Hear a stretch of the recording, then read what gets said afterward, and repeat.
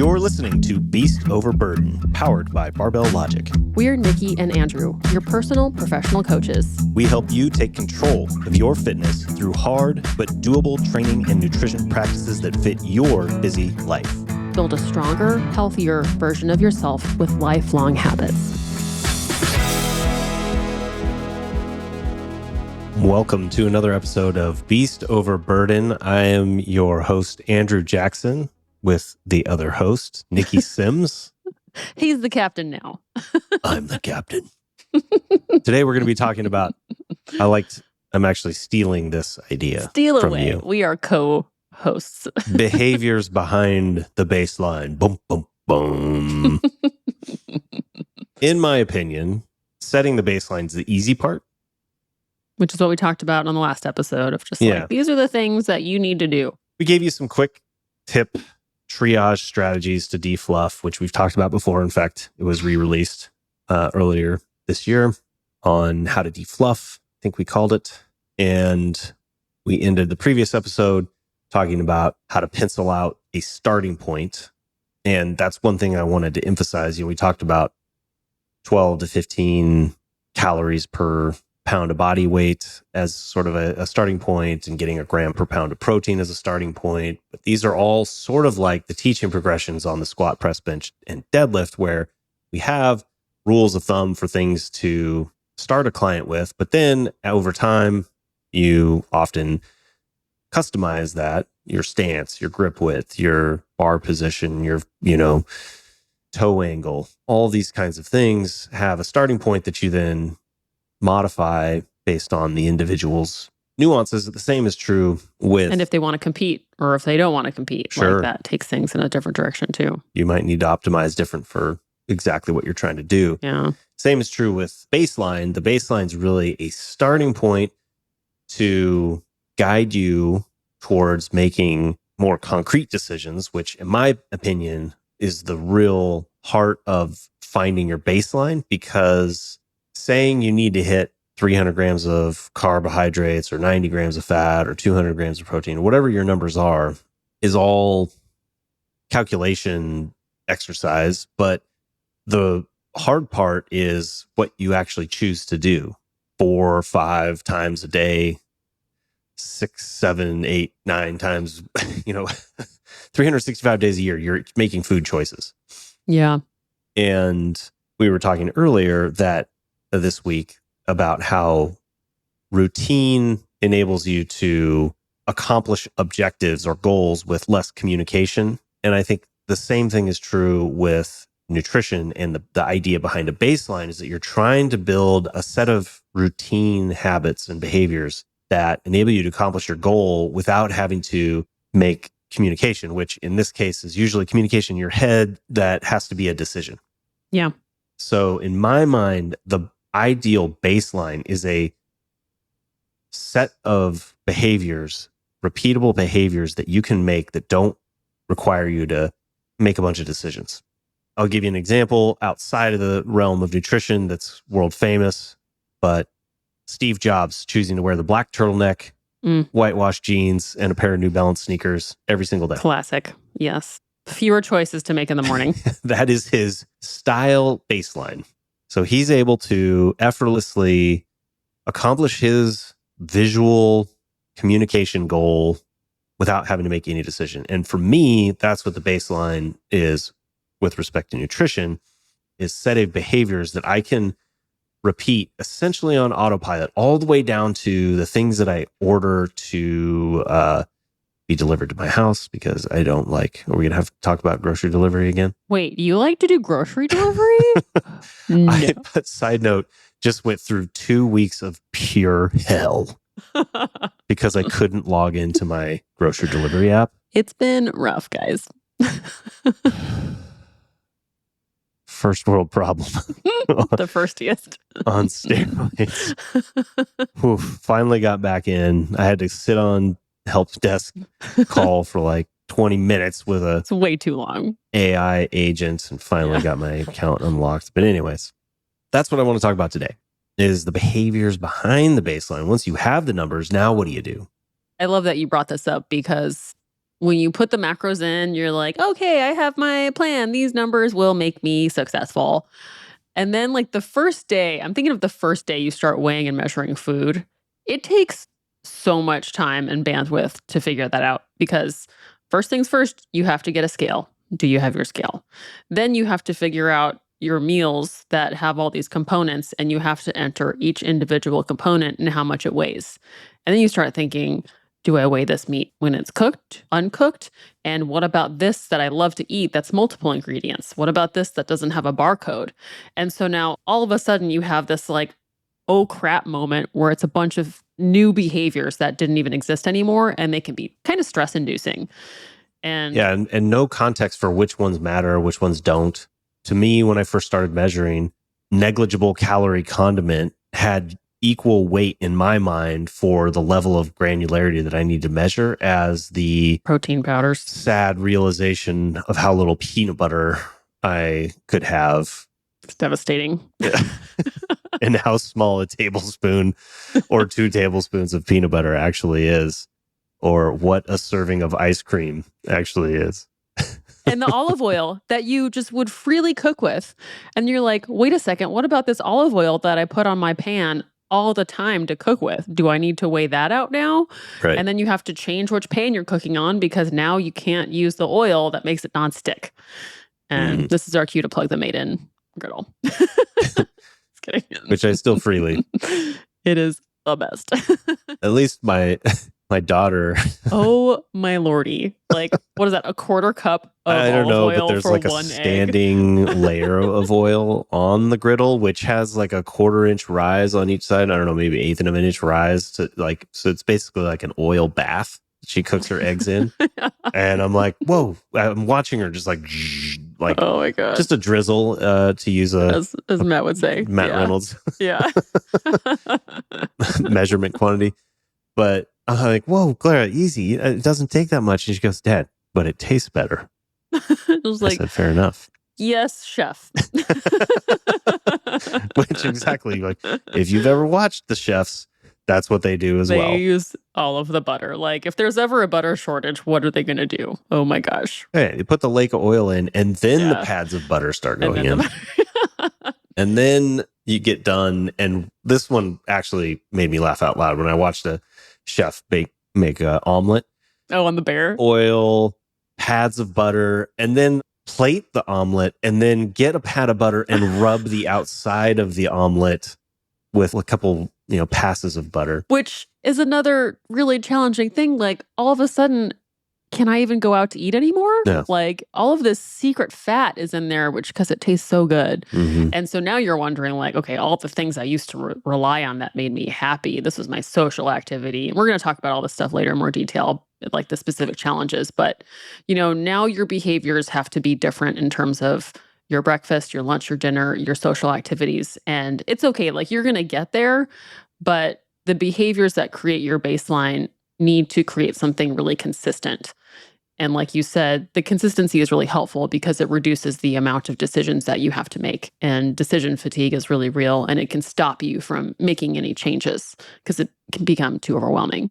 Yeah, what I would offer is that, this is another phrase I've heard you say in other contexts before, but I think when you first start weighing and measuring, you're excited to have this plan. And then you start to try to do it like you were just describing, and you realize your world has just become really small. Yeah. And also you're really hungry. And you have to be like, I'm hungry right now, and now I have to measure this out. Ah. Yeah. What we're going to describe, or at least what I would go about describing next in terms of how to get there is, or at least was for me, a years-long process to get to a point where I feel like my baseline fits within the concept of physical freedom, because I've had to go through the process of starting from that small world, which I experienced as well, to feel like to do it, quote unquote, right, I had to be in a hyper controlled environment where I knew all of the ingredients. I had a scale, I had measurement equipment, and I had ultimate control over my diet.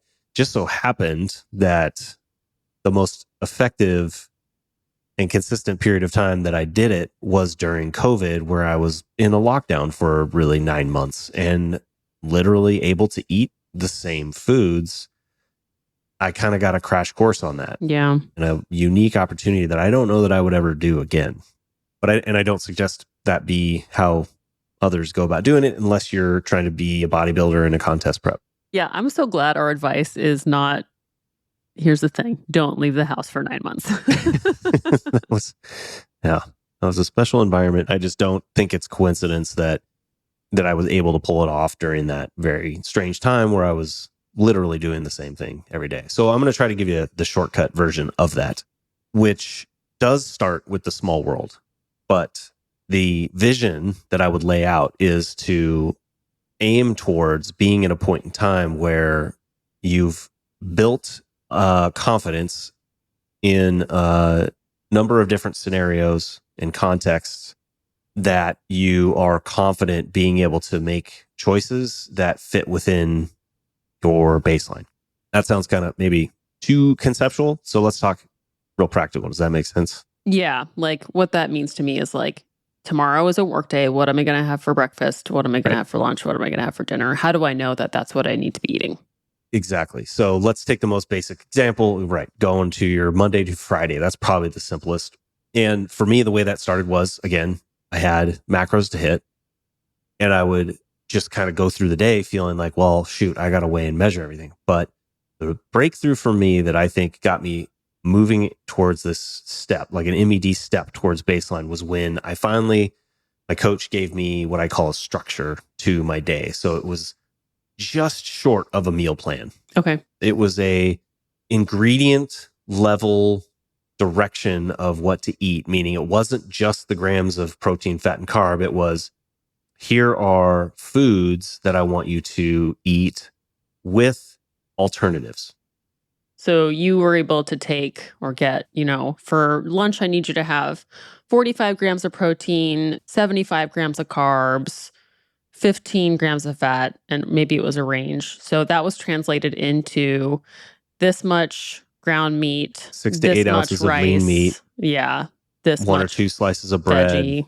An apple, or one or two pieces of fruit, a couple of tablespoons of some sort of a condiment if I wanted to put mayonnaise on it. Okay. Or for breakfast, it was, here's a recipe for overnight oats, or 4 eggs, a piece of toast, a tablespoon of peanut butter, a piece of fruit, glass of milk. Snack was 200 grams of Greek yogurt, 100 grams of blueberries, 30 grams of walnuts, and she gave me some seasoning options or some flavoring options, which to this day remains my snack that I literally eat every single day, except I have over time decided, and we'll talk about this in the future about why, but I pulled the walnuts out. And you know what I find interesting is that's like the one thing you measure. Yeah, I would probably give that up. It's generally because I will tend to undereat the yogurt. Underscoop for sure. Same. And it's kind of expensive. So I want to make sure I get it right. Like I think you actually asked me this because I would not be tracking anything. But as soon as it's blueberry yogurt time, scale comes out. Yeah. It's mostly the yogurt because I probably would undereat it and I don't want to overeat it. Yeah. I don't want to eat any more than I absolutely have to because I do like it, but I don't like it that much. Like, eating 0% Faye yogurt without anything in it is the hardest thing to eat. Why is it so awful? Oh my God. Yeah. I can only eat it if I have like melted frozen blueberries on it. Yeah, actually that's exactly right. Because I weigh and measure because if I get that 2-to-1 ratio of blueberries to Faye, it's great. If that ratio gets off by 10 grams, I'm throwing up in my mouth. I don't know what it is. So challenging. So I have to get exactly 2-to-1 ratio blueberries to Faye. It's really weird. Why is this yogurt so dry? But yeah, so the snack has stuck with me to this day just because I think it's because it's easy, it's repeatable. Ingredients are really easy to get. What I love about that recipe, as well as several others that she gave me, was that there was a lot of easy ways to tweak it without materially changing the macros. What are some ways you tweak it? flavor, cinnamon. Also add a scoop of protein. That bumps the protein up. Adding in walnuts or almonds adds some crunch and increases the fat or decreases the fat if I pull it out. So there's just a lot of different ways that make it seem like I'm eating something different. I like to add powdered peanut butter and cinnamon. Yummy. Ooh, there you go. With the blueberries? Yeah. Oh, interesting. Yeah, it gives like a peanut butter and jelly kind of experience. It's really exciting. I get that.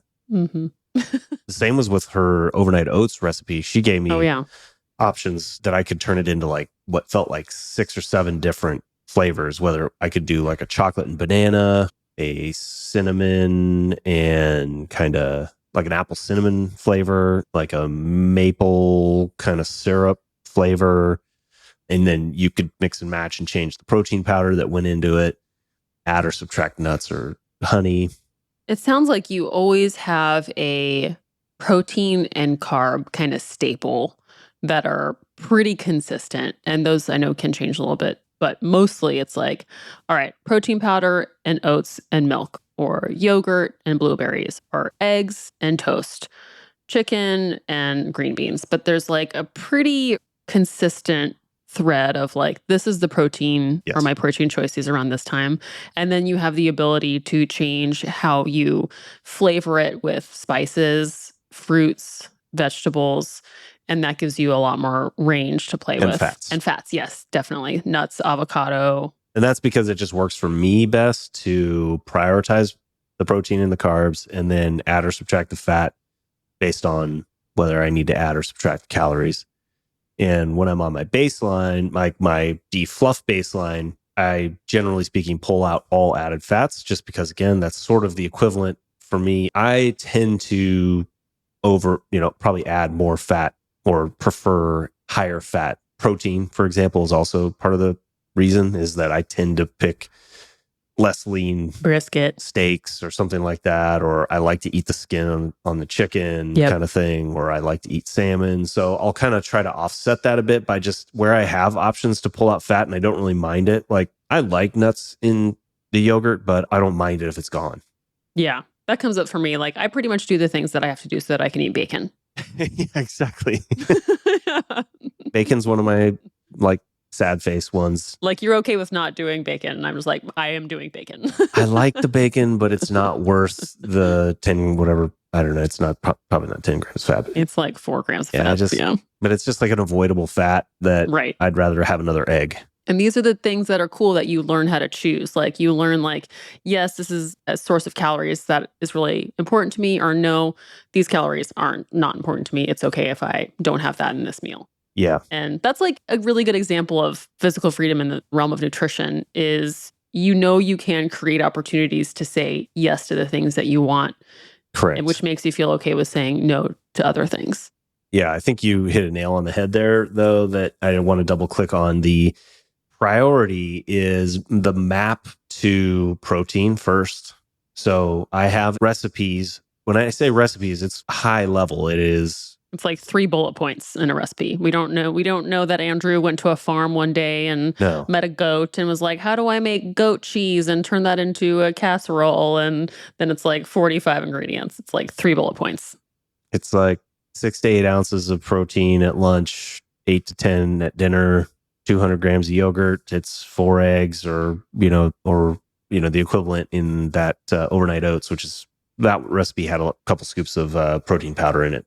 Yeah. So it's a roadmap to 200 grams of protein first, and then it's a roadmap to 250-ish to 300 grams of carbs second, and then it's a roadmap that contains fat, typically less than 90 grams. And I split that up over those 4 meals. And then I have, I would say, importantly, oh, yes, totally, the shopping list. So there's like a list that I have saved. I actually don't know if I technically have it saved, but it's like the recent order list. It's always like the first 20 items. It's basically I think it's $180 almost every time, 150, 180. It fluctuates based on which protein I add or subtract. Sometimes it floats up over 200 and how far in advance I buy, but it's pretty much around 150 to $180. It's got enough chicken and eggs and beef to get me through usually 4 to 5 days of cooking, and and yogurt and milk, Fairlife milk. Yeah. and a lot of veggies that I know kind of mix and match well with those recipes that I usually like to order. Rice and potatoes are kind of my go-to for me personally. But it's repeated recipes that are flexible because, again, like you said, they're kind of conceptually just amounts of protein and carbs that I know I need to get. But I could make that after having done this for years. That can be Asian style recipe that I have, 2 or 3 in my head, teriyaki chicken, or could be Mexican, could be street taco style, could be burrito style, could be tostada style. I discovered Italian style today when I was just scrounging in the fridge, and we had taco meat that I had made, and I put ricotta on it, and I was like, why haven't I been doing this? Like, it was so delicious. And we just had some good staples in there. There you go. Yeah. I think that's where it starts to feel like freedom for me, is having done it under a very disciplined approach initially, where you're weighing and measure tightly, and then you start adding a little bit of structure with flexible recipes, and then you start practicing those recipes over and over and over again, and playing with different flavors or different spices or different ratios of different types of meat. And Yes. that's where I think cooking really becomes kind of a mandatory component of it. Yeah. Unless you're going just meal prep all the time, which can be an option. That's probably the more expensive and like most repeatable that we've talked about in the past. Is if you can afford it and you don't have the time to cook, meal prep's probably your best bet. There's some good services out there. Yeah. Or meal prep yourself, which is one I've been doing more lately, is, batching the chicken production, at least making enough that you could do a leftover day or 2 or 3. Yeah. And then just riffing on those foods that you like, that fit within the roadmap. And I just want to call to light, like one reason why this works so well and that you can rely on it is because they're mostly single ingredient foods. Yes. When you have something that you just took out of a package or even some meal prep, it's just like, there's a lot in here that I don't know what it is. But this kind of stuff, it's a green bean, it's rice, it's chicken, like it's oatmeal. It's very easy to quantify. Yeah. And I had some guidelines for if it were a soup. It was basically hedge your bet that you're probably getting more calories than if you were weighing and measuring. So if you're going to have a thing that's a bunch of mixed together stuff, instead of it being 10 ounces of meat, maybe you only have 8 ounces of it, or assume there's only 8 ounces in it because you're getting additional calories from other stuff. So you kind of, when it gets into, and this is another one where you're just got to have to practice it over time and know that you're not going to be precise, that you got to hedge your bet on probably eating more calories than you want it to be. So that's when we can talk about this later too, strategies for like what to do when you're not in your ideal condition. But we are definitely going to talk about that next week. Yeah, I think that's a good segue to kind of wrap up this concept of the baseline, and then we can talk more about strategies when you can't hit your routine. Yeah. You're going to run into some challenges in like social settings, traveling, stressful days. So we have some ideas to keep you successful when that comes up. And if this all sounds like a lot, what can people do, Coach Sims? They should do an experience call with me or one of my wonderful teammates. barbelllogic.com/experience, or also go to our website. We have a ton of free educational resources. We have a lot of ebooks. We have a ton of past podcast episodes and a lot of articles that are very actionable. We've got recipes. If you want to look at more strength, if you want to look at more nutrition, we've got a lot of amazing things that have been written by our coaches and our writing staff. And the beauty of the experience calls, you would probably get partnered up with either Nikki Sims or Nikki Berman, who is also a master of an amazing number of recipes. Actually, yeah, check out her website. It's betterbodiesbyberman.com. Yeah, she's always cooking for herself and now 5 kids and a husband. So she will make it very doable. And like... She's on number 5 now? She just had number 5. Yeah. So she even makes it interactive with her kids. So, right? Was that number 5? Maybe it was number 4. Oh, sorry, it's number 4. It was number 4. Sorry, Nikki. was like, I gave her a where surprise did baby. the fifth one sneak in there? Because I Thinking lost of my count. brother. Awesome. Well, we're excited to be with you here for the next episode. We're going to talk to you about those challenges. You're going to confront them, but we're going to help you rise above. Thank you for all that, Andrew. Bye-bye. Bye-bye.